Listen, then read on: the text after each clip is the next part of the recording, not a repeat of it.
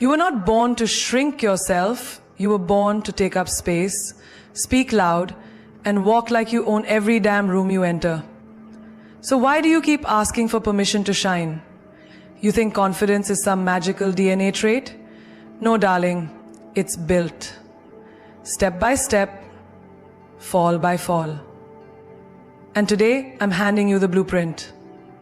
Let me ask you something. How long will you keep waiting for someone to validate you? Let me tell you a secret. The world starts believing in you the moment you do. And if you're tired of hiding, apologizing, or doubting, get ready. Because these 12 steps will make sure you never shrink again.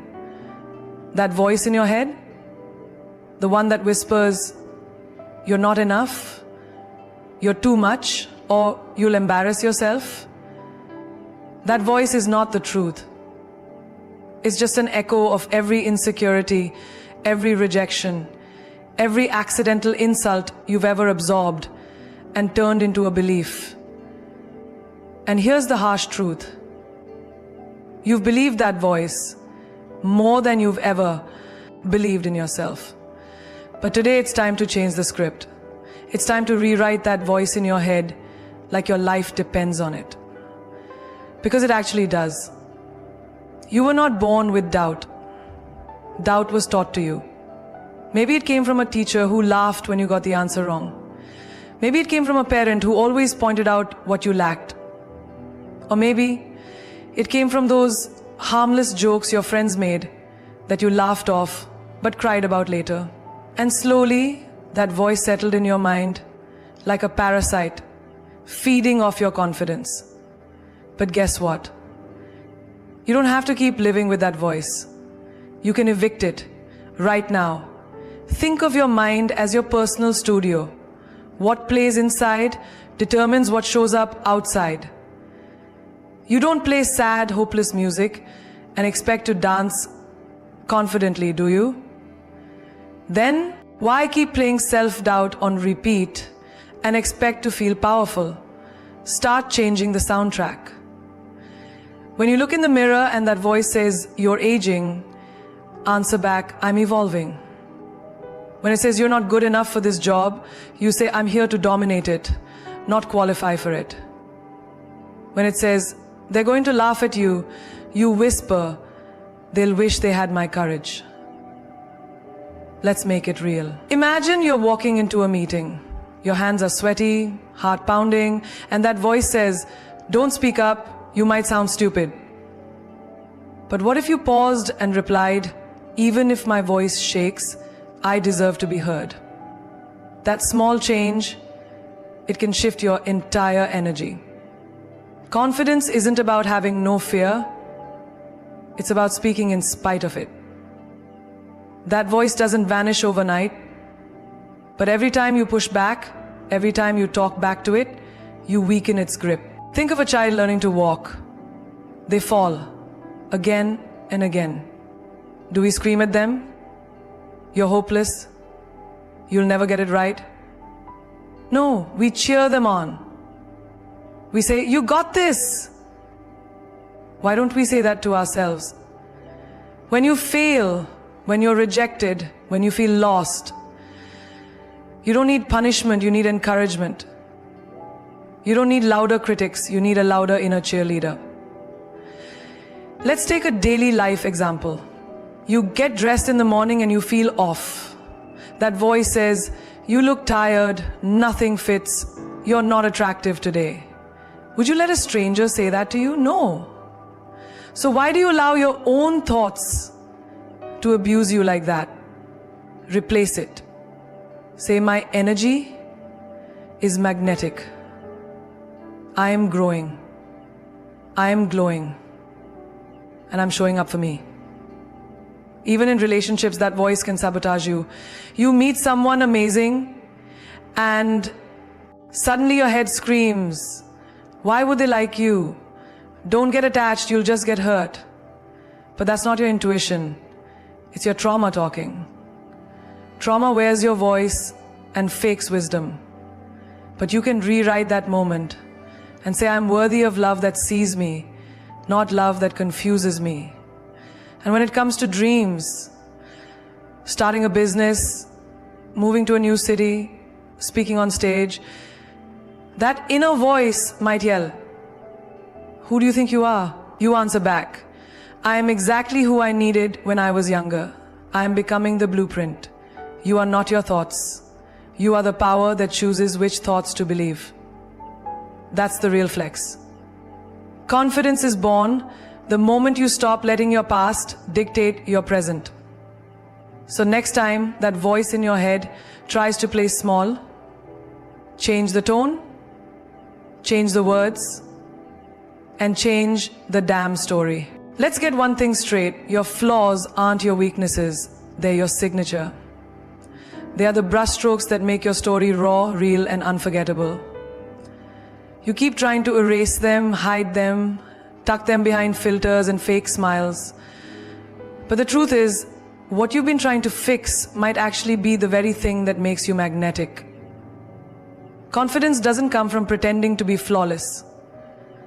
It comes from owning your flaws like they're your armor. You've got scars? Good. That means you've healed. You've made mistakes? Excellent. That means you've lived. You failed? Perfect. That means you were brave enough to try. The people who try to act perfect, they're just scared of being seen. But you don't need to perform perfection. You need to wear your truth like a crown. Let's say you stutter when you're nervous. For years, maybe you avoided public speaking, job interviews, even conversations that mattered. That stutter became a shame, a prison. But here's the switch. The flaw is not in the stutter. It's in the silence it forced on you. The power comes when you walk into that meeting and say, yeah, sometimes I stutter when I'm passionate. Get ready, because I'm passionate about this. That's how you flip the script. You don't shrink your quirks, you shape them into your identity. You might be someone who overthinks. You analyze every situation, every word, every gesture. People say you're too much, but that same flaw, it makes you deeply intuitive. You see what others miss. That makes you an excellent leader, a deep friend, a visionary. The only thing standing between you and your confidence is how you define what you think is wrong with you. I don't say I think what others miss. That's what I do for living. That's why I think what I do for living. I don't say I think what others miss. I see what you change the definition, and suddenly you're not flawed, you're rare. Imagine being in a relationship where someone tells you you're too emotional. You cry at sunsets, you feel everything intensely, you've been told it's a weakness. But here's what they won't say. Your emotions are a superpower. They connect you to the world, to beauty, to pain, to healing. When others go numb, you stay human. And in a world desperate for realness, that is gold. You don't numb your light just because someone couldn't handle its warmth. Think about those so-called physical flaws. Maybe you've got stretch marks, acne scars, a crooked tooth, or a body that doesn't fit Instagram's definition of perfect. But who set that standard? Who decided flawless skin is beauty? Flaws are stories. Stretch marks mean you grew. Scars mean you survived. That crooked tooth, that's your mother's smile passed down. And that body, it carries you, moves you, holds your soul. That's more than enough. You don't need to fix your body, you need to fix your mirror. Even in professional life, flaws can turn into assets. Maybe you're disorganized and you've always hated it. But in that chaos, you're creative. You don't follow straight lines. You create waves. That kind of mind can disrupt industries, start revolutions, change narratives. So stop trying to color inside the lines if you were born to draw outside them. You weren't meant to fit in a mold, you were meant to shatter it. Your flaw could be your accent. People mock it, misunderstand it. But that accent, it tells a story of heritage, of struggle, of resilience. Own it. Speak louder. Let your roots be louder than their judgments. Confidence comes from saying, "This is who I am. Take it or take notes." You're not broken. You're beautifully unfinished. And confidence isn't about waiting to be perfect. It's about daring to be seen exactly as you are. Not despite your flaws, but because of them. When you walk into a room, your energy should speak before your words ever do. I'm not talking about arrogance. I'm talking about presence. The kind of presence that doesn't ask for attention, it commands it. The kind that walks in without apology, without shrinking, without waiting for permission to take up space. Because confidence isn't something you wear like makeup. It's something you radiate from within. And when you truly own your space, the room starts to adjust to your frequency. You've been taught to play small, to tone it down, to dim your light so others don't feel blinded. But playing small doesn't protect you. It imprisons you. When you walk in like you own the room, it doesn't mean you're better than anyone else. It means you are no longer willing to act like you're less. Picture this. You walk into a high-stakes meeting and instantly you feel the pressure in your chest. Everyone's older, richer, more experienced. That little voice in your head says, "Don't speak unless they ask you. You're lucky to be here." No, flip that script. Say, "They're lucky I showed up. I bring value. I bring vision. I bring fire." And then walk like it. Sit like it. Speak like it. Because posture is power. Energy is loud even in silence. Think of an actor stepping onto a stage. Even before the first line is spoken, you can feel the confidence in their stride, their eye contact, their breath. You deserve to live your life like you're on that stage. Not faking it, but feeling it. Confidence isn't about pretending to be fearless.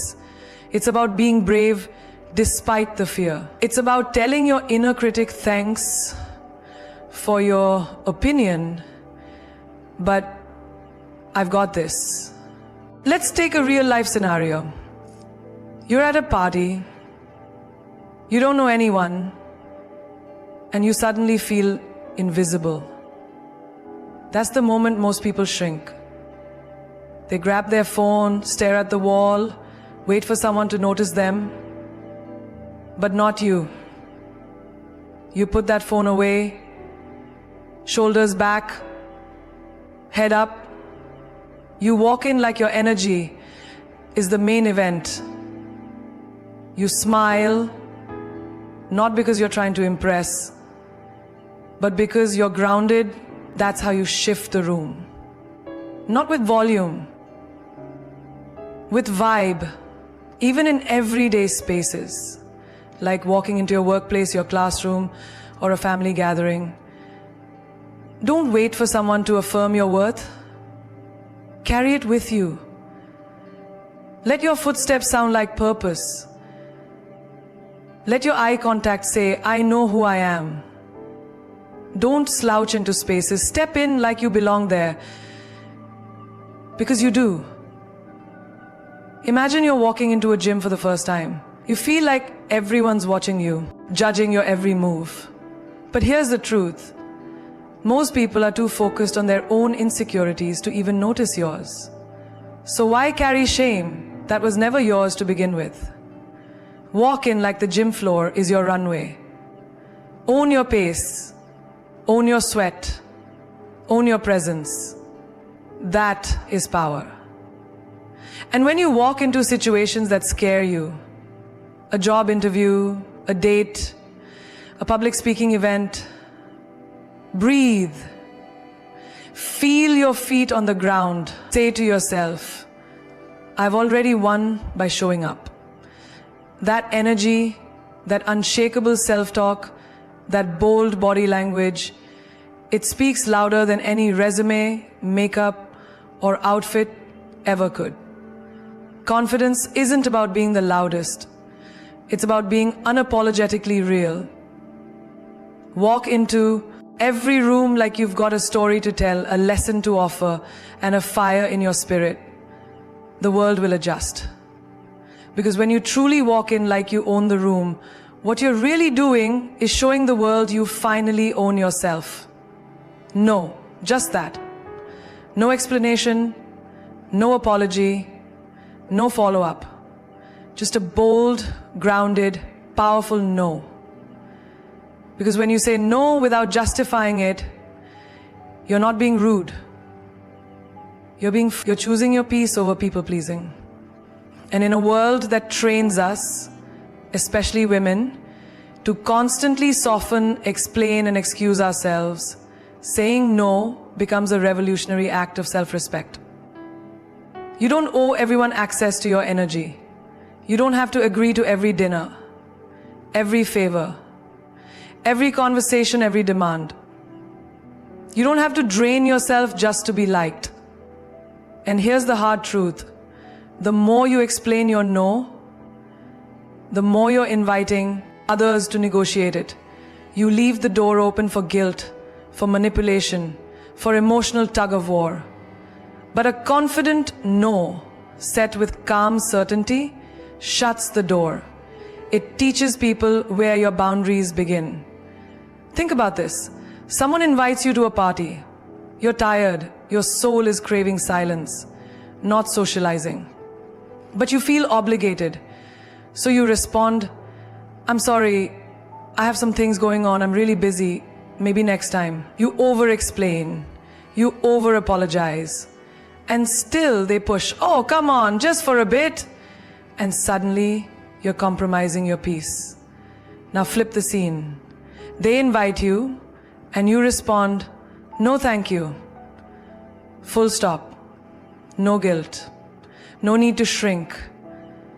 That's power. Because you're no longer seeking approval. You're protecting your alignment. Let's say your coworker asks you to take on more work. Again, your plate is full. You're already drowning. But because you fear being seen as difficult or unhelpful, you start justifying. I'm actually working on 3 other projects right now and I have this deadline, and before you finish, they're already pressuring you to just do this one thing. But when you simply say, I'm not available to take this on, you eliminate the space for guilt to grow. That's not cold, that's clear. Saying no without explaining is not about building walls, it's about building standards. It's about understanding that your time, energy, and emotions are not community property. You have a right to protect them. Think about your phone battery. When it's low, you plug it in, no questions asked. You don't run it to 0 to please someone else. Why treat your soul any different? Imagine being in a relationship where your partner asks for something that violates your boundaries. Maybe they want constant access to your time, your space, your phone. And when you say no, they say, why not? Don't you love me? That's the moment you stand firm. That's the moment you say, I said no. Not because you don't care, but because you care about yourself enough to not bend where you break. That moment, that's when you take your power back. Even in small, daily decisions, when your friend wants to borrow something personal, when your family expects you to do what you've always done, when society tells you what you should be doing, you are allowed to choose yourself. You are allowed to not explain that choice. Because behind every yes, you force, there's a little piece of you shrinking. And behind every strong no, there's a version of you growing, rooted, clear, whole. You're not here to be convenient. You're here to be complete. Let your no be enough, just like your yes is. The world may not always understand your boundaries, but they will respect the strength behind them. Because when you say no without explaining, you're not closing doors. You're finally opening the one that leads to your power. Fall, mess up. Stumble. Let the world see it. Let them talk. Let them laugh if they want to. Because when you fail loudly, you give yourself the permission to rise even louder. Not in silence, not hidden in shame, but bold, raw, brave. That's the kind of failure that forges greatness. That's the kind of failure that makes legends. You see, we've been trained to fear failure, like it's a stain that can't be washed off, like it's the end of the story. But it's not. It's just the first messy chapter of the part that gets good, real good. When you fail quietly, you stay stuck, you hide, you fake perfection. But when you fail loudly, you own it. You learn faster, you bounce back stronger. You say to the world, yeah, I fell, but watch how I rise. Think of a singer missing the note in front of thousands. The whole stadium hears it. There's a gasp, maybe even some mocking. But then they take a breath and hit the next note so powerfully that it shakes the entire arena. That's what it means to rise louder. You don't bury the fall. You use it as your launch pad. Or imagine a student who fails an exam she studied weeks for. Everyone else moves on, whispers behind her back, doubts her ability. But she doesn't hide in the corner. She walks up to the professor, asks for feedback, rewrites her notes, and retakes the test. This time, she doesn't just pass, she aces it. And every person who saw her fall is now clapping, because she didn't let the embarrassment kill her ambition. Failure isn't the opposite of success. It's the price of admission. It's the proof that you had the courage to try. You can't break records without first breaking down. You can't fly without first falling flat. And when you fail loudly, you give others permission to be human too, to try, to fall, to grow. In the business world, think of the entrepreneur who launches a startup and loses everything. Investors walk away, friends doubt her, her name trends for the wrong reasons. But instead of disappearing, she writes a post. She talks about what she learned, where she went wrong, and how she's building again. That's loud, that's real, that's how trust is built. Not by pretending to be perfect, but by proving you're resilient. Even in relationships, you give your heart, you trust deeply, and it doesn't work out. Maybe they left, maybe they lied. You feel broken, humiliated. People say, I told you so. But instead of shrinking, you show up. You heal in the open. You laugh again. You love again. You rise. Louder than the heartbreak. And suddenly, your pain becomes your power. Not something to hide, but something that inspires. Because here's the truth. Silence protects your ego, but loudness builds your legacy. Failing loudly doesn't mean being dramatic.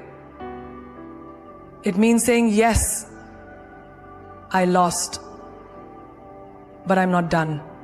And the louder you rise, the more unstoppable you become. People remember how you rise, not how you fell.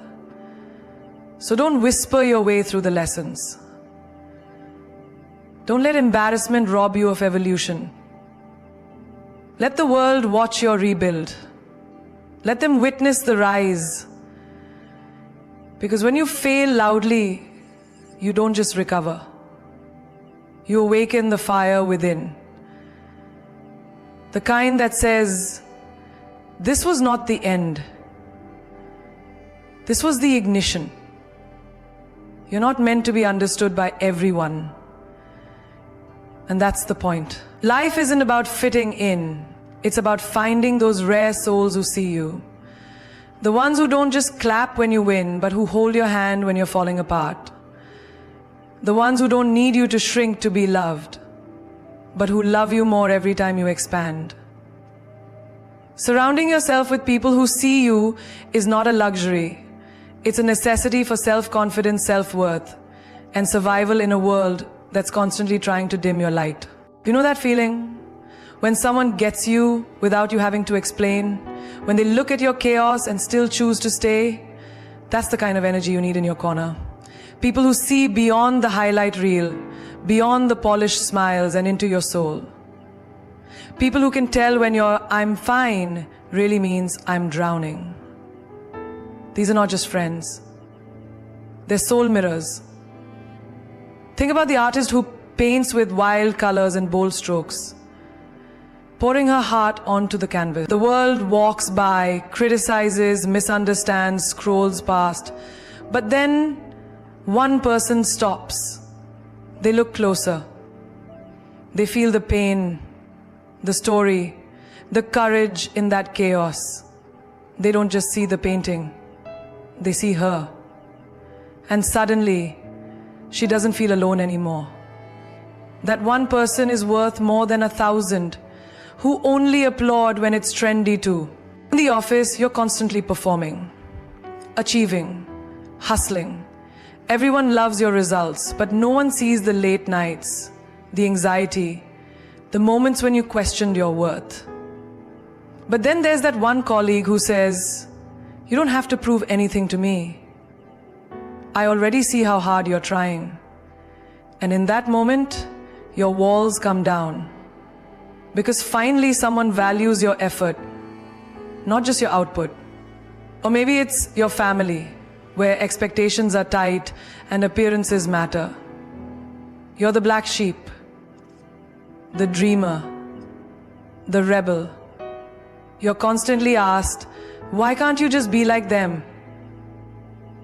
But one day you meet someone who says, your wild heart is beautiful. Don't ever tame it.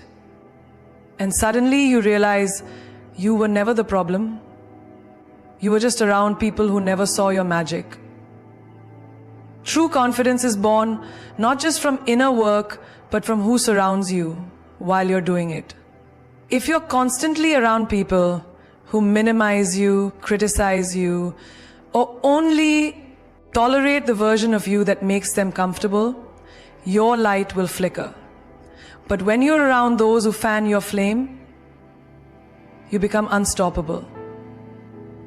Look at the girl who finally walked away from a toxic friend group. The ones who laughed at her dreams, gossiped behind her back, and only celebrated her when it served them. She left. She chose solitude over fake support. And then she found her tribe. People who didn't compete, but uplifted. Who didn't laugh at her ideas, but asked how they could help. That's when she began to bloom. Surround yourself with people who speak your name with pride when you're not in the room. Who defend your soul when others don't understand it. Who remind you who you are when the world tries to make you forget. These people don't need perfection from you. They need your truth. They love your mess, your magic, your madness. Because they see the masterpiece forming, even when you're still in progress. Not everyone deserves front row seats to your evolution. Some people only want to see you small, because your growth threatens their comfort. So choose wisely. Energy is contagious. Confidence is built in the company of those who believe in you before you believe in yourself. Be around those who make your heart feel safe and your dreams feel possible. That's not just love, that's power. So after everything we've uncovered together, every flaw owned, every no said without apology, every failure shouted and risen from, every room entered with boldness, every toxic tie cut, and every truth embraced, it all leads to this one undeniable truth. You were never meant to be invisible. You were never made to live quietly behind someone else's spotlight. You were born with a roar in your soul, not a whisper. And now, it's your time to remember it. Let the world say what it wants. Let them misunderstand, misjudge, mislabel. That's not your burden to carry. You are not here to convince people of your worth. You are here to live it. Loudly, unapologetically, fearlessly. The greatest rebellion in a world that thrives on your insecurity is to love yourself without needing permission. So stop waiting for someone to validate you.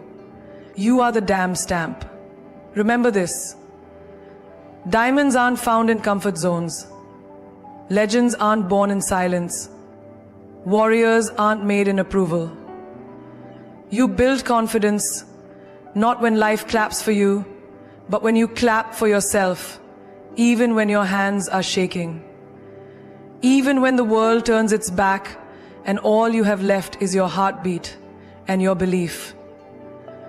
That's when queens are made. That's when kings rise. You don't need a crown to be royal. You need courage to be real. Every single time you choose your truth over their expectations, your voice over their noise, your peace over their chaos, you win. That's self-confidence. It's not arrogance. It's not ego. It's simply this powerful declaration. I will not dim so you can shine. I will not fold so you can feel big. If I have to stand alone to stay aligned with who I am, I will. And I will stand tall. Let them call you too much, too loud, too bold. That's their way of saying you're no longer easy to control. Wear it as armor, smile, and keep walking. You weren't made to blend in. You were born to disrupt. To walk into rooms and make silence speak. To turn doubt into drive. To turn pain into power. To turn every scar into a badge of honor that says, yes, I've lived, and I'm still here. And maybe they'll ask, who does she think she is? Say it loud. I am enough. I am becoming. I am fire wrapped in skin, and I don't need your mirror to reflect my greatness. Let them say you've changed. You're supposed to. Growth is uncomfortable. Confidence is rebellious, but it's the only way to truly feel free. You don't owe anyone the old version of you, the one who said yes just to keep peace, the one who made herself small just to be loved. She's gone. She evolved. She's not bitter. She's better. And hear this deeply. Confidence is not built in comfort. It's built in choosing yourself every single day, even when it's the hardest choice to make. So walk tall, head high, shoulders back. Be the storm that doesn't beg to be noticed, but can never be ignored. Speak with fire, move with purpose. Love yourself so fiercely that it intimidates those who try to break you. And don't just exist. Own every inch of your space. You were not put here to shrink. To every girl, every woman, every soul who's doubted their worth, questioned their power, or dimmed their light, this is your awakening. You don't need to be perfect. You just need to be you. Unfiltered, unafraid, and undeniably unforgettable. And if the world still doesn't get it, look them in the eye and say, I'm not here to be liked. I'm here to be legendary. Because self-confidence isn't just a step, it's a revolution. So now, go start yours.